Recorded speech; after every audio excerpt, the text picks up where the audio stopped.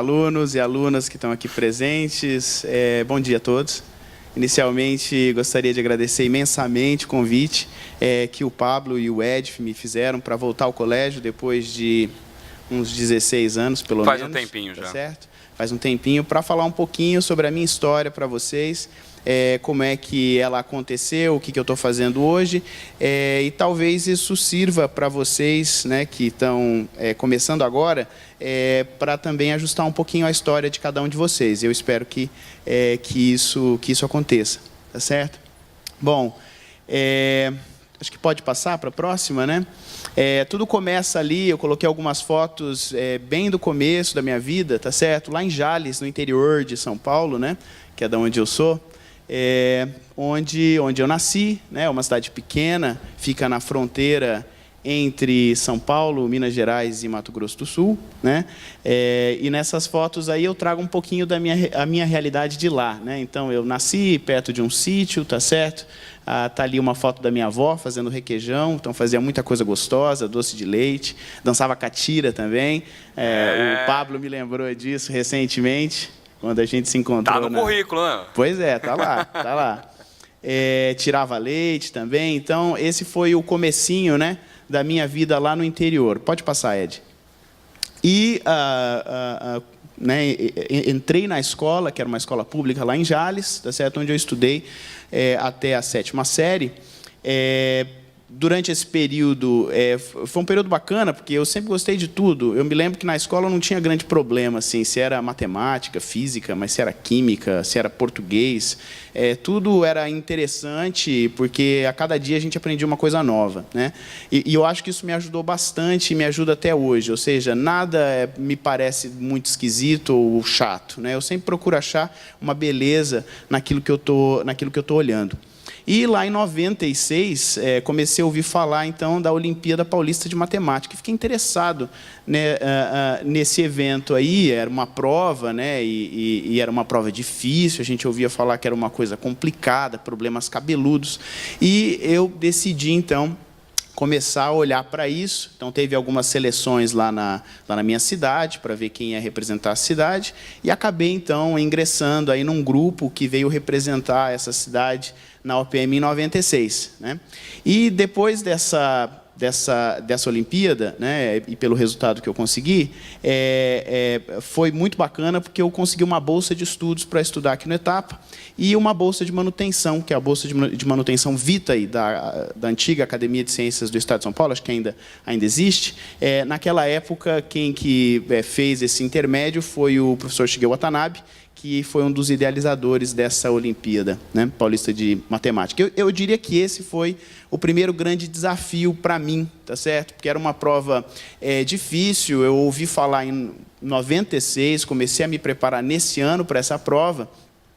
E me lembro do dia fazendo a prova e me lembro da minha professora de matemática, que me acompanhou naquele momento, quando ela, antes da prova, me disse: olha, se concentra e faça realmente essa prova com toda a paixão que você tiver, né, pela matemática e tudo, porque ela pode definir sua vida, ela pode modificar a sua vida.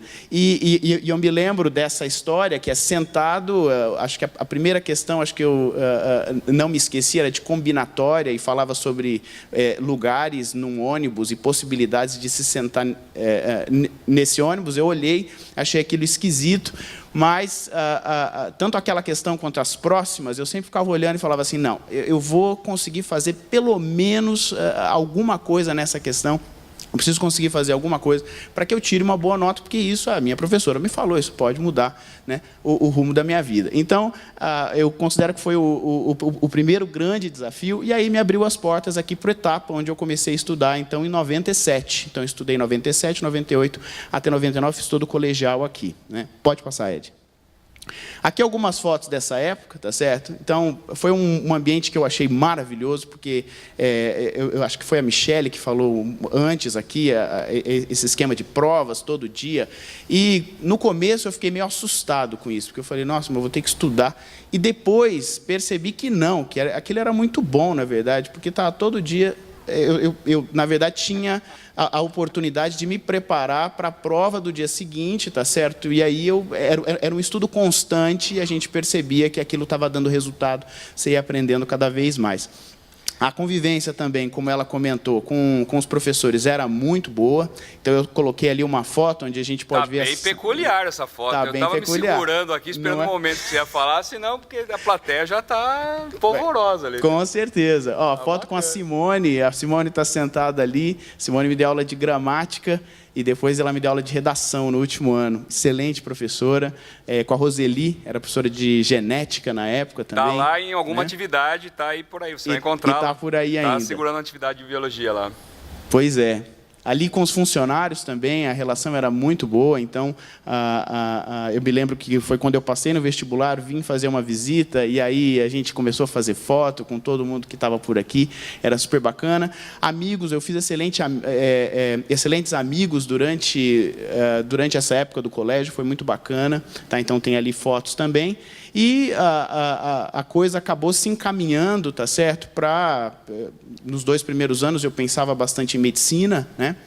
E depois eu vi que a minha dedicação maior era pela área de exatas, né? E é aquilo que me trouxe também para o colégio. E acabei, então, me decidindo por fazer engenharia. Tá? Uma história curiosa, talvez, dessa época do colégio, que seria bacana comentar. Por favor, né? traz. Hoje é o dia de abrir o baú. E antes que me pergunte... Não, eu vou te perguntar. Né? E antes que pergunte, teve uma história muito curiosa, né? Que era nas aulas do ED de Olimpíada. Então, quando eu vim para cá, tinha umas aulas de Olimpíada, onde a gente via problemas específicos de Olimpíadas para continuar fazendo outras Olimpíadas. E ele usava uma expressão que era, bom, vocês entenderam ou vocês querem que eu faça slow motion? Né? E naquela época, eu não tinha feito inglês até então, até vir para cá. E esse slow motion, eu falava, mas que será que é esse tal de slow motion? Será que isso é um teorema? Esse, né? Que teorema é esse? E aquilo ficava assim, né? Aquilo me desgastava um pouco, porque eu tinha vergonha de perguntar, tá certo? Mas não entendia, aquilo me prejudicava o entendimento do que estava sendo explicado. Eu ficava com aquela pulga na cabeça. Não entender a piada é difícil, né? Pior de tudo. E todo mundo rindo. E eu não rindo. Eu falei, gente, mas o que será que... Então, essa também foi uma lição importante que eu tirei da vida. Nunca leve dúvidas para casa. Pergunte. Não é vergonha perguntar. É melhor você ir entendendo o que é slow motion do que você ficar com essa dúvida. Bom, e aí acabei passando, passei na época na Poli e passei no ITA, preferi o ITA porque estava interessado em fazer engenharia aeronáutica, que naquela época acho que era só o ITA e mais uma outra escola que ofereciam. Então, decidi ir para São José dos Campos. Né? Pode passar, Ed. E aí, bom... comecei a estudar, tá certo? Lá também fiz excelentes amigos, tá? Tá aí uma foto, essa foto do canto superior direito é uma foto de um ensaio em voo que a gente faz com esse avião que está aí, que é o Bandeirantes da Força Aérea Brasileira, e era um ensaio em voo que a gente faz para coletar qualidades de voo desse veículo que está associado com uma disciplina, que é uma disciplina que hoje em dia quem ministra sou eu lá. Então, foi bem bacana isso, né?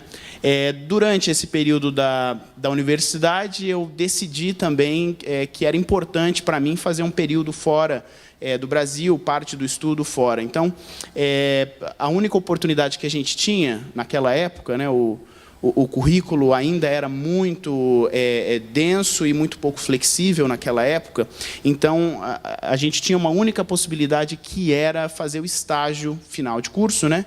Fora do país. E aí consegui uma bolsa para estudar na Agência Aeroespacial Alemã, onde fui trabalhar com um projeto que era um sistema de suspensão e amortecimento para um satélite que estava reentrando, né? Então, era um projeto super legal e também considero que foi um outro desafio, né? Foi um desafio onde, bom, está saindo, nunca tinha viajado para o exterior até aquele momento, inglês já tinha aprendido, né, já sabia o que era slow motion, né? Já sabia o que era slow motion, pelo menos. Evoluiu no vocabulário, né? Já tinha evoluído um pouquinho, né? Alemão era inexistente naquela época para mim. E tinha um projeto, que era um projeto onde eu ia discutir com pessoas de fora do país, né? Então, o pesquisador que me enviou, ele meio que me enviou e falou, olha, volte com os resultados, né? Então foi um desafio conseguir, a partir daí, né, escrever um projeto e aí voltar a defender esse projeto, defender lá também com a equipe, tá certo? E o pessoal dessa agência, e também me trouxe muita experiência, eu acho, né? Me formei em 2004, e comecei a trabalhar como engenheiro de desenvolvimento de produto, né, na área de desempenho de aeronaves, na Embraer, em 2005. Pode passar. Próximo slide, vamos lá. Opa!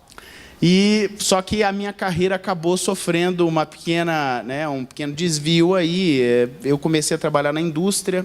A indústria é super bacana, tá certo? A Embraer, naquele momento, ela estava desenvolvendo a família 170, 190, né, que são os jatos de transporte, né, que mudaram bastante, né, o métier da Embraer, né? Então, até hoje, né, são considerados os aviões que mantêm a empresa, né, ao lado da aviação executiva, mas percebi que me limitava muito trabalhar na indústria, porque o meu perfil era mais de pesquisa e mais também de ensino. E então pensei em mudar não o ramo, mas como que eu estava desenvolvendo a engenharia. E aí decidi prestar um concurso público e entrei no quadro de docentes do ITA.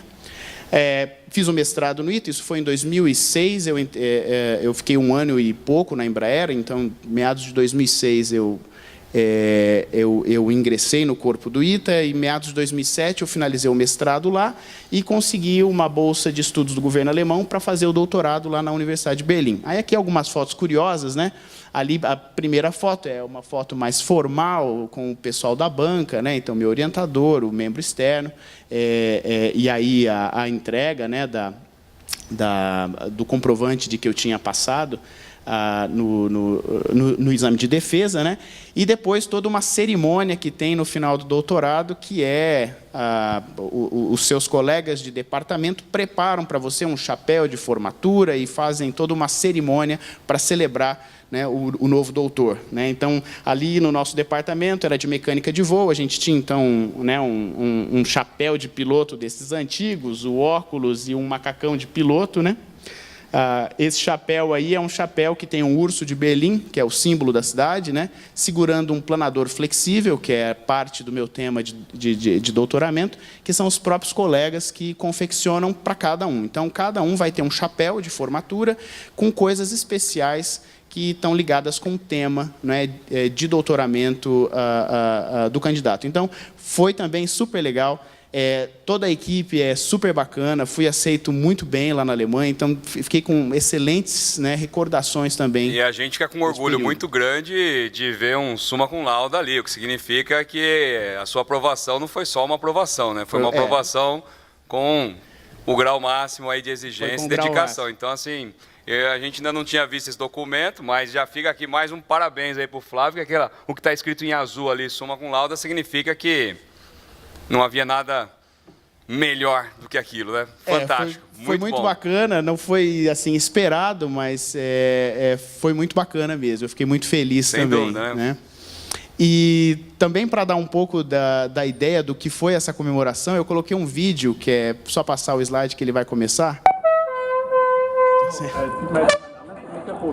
Isso eu achei muito curioso. O que eles fazem eles bolam esse carrinho, ali tem um engradado de cervejas, você se senta ali, e os colegas, ali está o meu orientador, né, ali logo na frente, quem está me puxando é o meu colega decano, tá certo? É o assistente mais antigo. Aqui do lado à direita está o professor americano, que foi o membro externo, né, da banca, e eles fazem ali a gente está na região da universidade, eles vão então te puxando por toda a extensão da universidade, apresentando o novo doutor para toda a comunidade, né? E dá-lhe cerveja, né? E dá-lhe cerveja, tá tá certo? Então foi um momento muito especial e que eu achei também de muito carinho, de uma demonstração de muito carinho por parte dos colegas, né? Que realmente tomam tempo para fazer uma celebração dessa. Eu tinha visto essa caixa na outra foto, mas eu achei que ela estava lá só para você subir em cima, que não estava cheia. Ela estava cheia. Agora faz sentido, né? Acho que já pode passar para o próximo.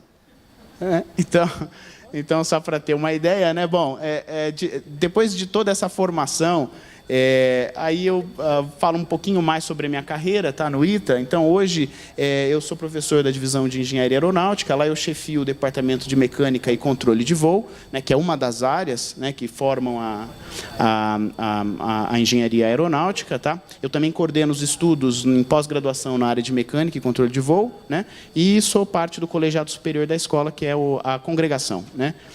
Lá o meu grupo de pesquisas é um grupo que conta com 20 pesquisadores, tá? Entre colegas e alunos, né?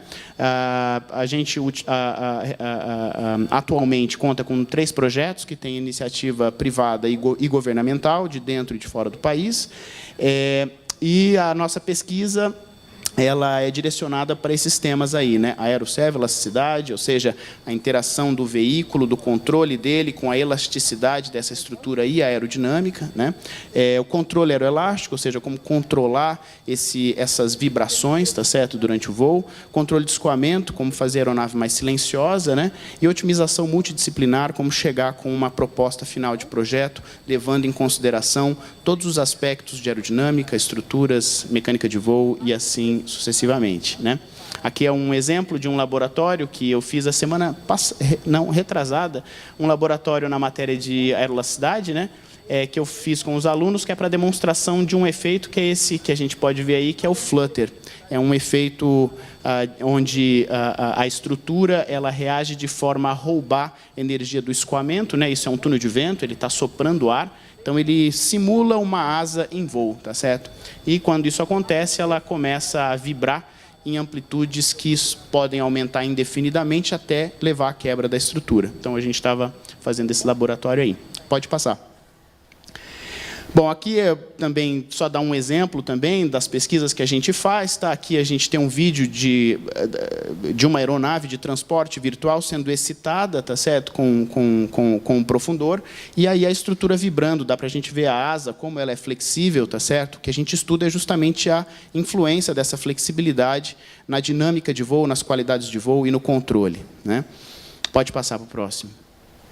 Aqui é um outro exemplo, é um exemplo de uma aeronave com uma flexibilidade ainda maior. Então, a gente está caminhando hoje para aeronaves que são mais eficientes e mais leves, né? E tem as asas mais alongadas justamente para aumentar essa eficiência. E aí a gente tem que, né, tratar isso de alguma forma. Então, eu mostro ali um projeto, que é o projeto que a gente tem em andamento nesse momento, em cooperação com a Universidade de Michigan, de um avião bastante flexível para a gente entender, né, como é que isso se processa, como é que essa interação de várias disciplinas, ou seja, estruturas, aerodinâmica, mecânica de voo, controle, como é que isso acontece, né, para um veículo real, né? Isso nos ajuda a entender também como isso acontece para um veículo de transporte, como um 787 ou um E2 da Embraer, tá certo? Que estão ficando cada vez mais flexíveis. Pode passar. Aqui é uma lista de colaboradores e financiadores. Então, a gente coopera com um pessoal, né, dos Estados Unidos. Então, a gente tem lá a Universidade de Michigan, que está desenvolvendo esse trabalho com a gente, a TU Berlim, em Poitiers, no Reino Unido, tá certo? Na Suécia, algumas fontes de financiamento, então aqui do Brasil mesmo, CNPq, FINEP, CAPES, FAPESP, tá, de empresas, Embraer, Boeing, e de instituições de fomento de fora, né, do Brasil, no Reino Unido, na Alemanha e assim sucessivamente, né? Pode passar. Bom, no final, essa é uma foto final que eu coloquei aqui, né, onde eu tentei fazer um compilado de palavras que pode te ajudar. Então, eu tentei colocar nessa apresentação mais ou menos como foi a minha história, ou seja, como é que ela começou, as dificuldades que eu tive e como eu fui trabalhando com elas, né? Essas dificuldades elas vão aparecer para todos em vários momentos da sua vida. Você está hoje estudando, está fazendo provas, então a sua dificuldade é a prova de amanhã ou a prova da semana que vem. Enem, daqui a pouco sua dificuldade vai ser o vestibular, ou o processo seletivo de uma universidade fora, tá certo? O que curso fazer. Né? O mais importante é nunca você desistir, se você tem um sonho de fazer aquilo. Então, eu coloquei algumas palavras, eu acho que você é muito importante, então você tem que ter uma decisão de fazer alguma coisa, tá certo? Sonhar é super importante, mas sem estudo, você não vai chegar lá. Né? Ter paixão pelas pequenas coisas que você faz. Né? Pode ser uma prova. Tá? Se você faz aquela prova com paixão, é uma prova muito diferente daquela prova que é só para conseguir a nota, para conseguir passar. Então, quando você muda de filosofia e passa a fazer as coisas com paixão, você pode ter certeza que você está no caminho certo. Né? E otimismo, motivação, dedicação, ter foco. Eu acho que tudo isso é muito importante. O Etapa me ajudou bastante nisso. Então, quando eu entrei aqui, eu me lembro que, com as pessoas que a gente conversava, tanto colegas quanto professores, era sempre esse discurso e essa filosofia. Estude, né? Tente fazer o melhor possível aquilo que você tem para fazer. Né? E, se você tiver um foco e um sonho, e essa disciplina de estudar e se dedicar e com paixão, você vai chegar lá. E eu espero que com isso você consiga fazer, então, a sua história. Tá certo? Muito obrigado. Obrigado.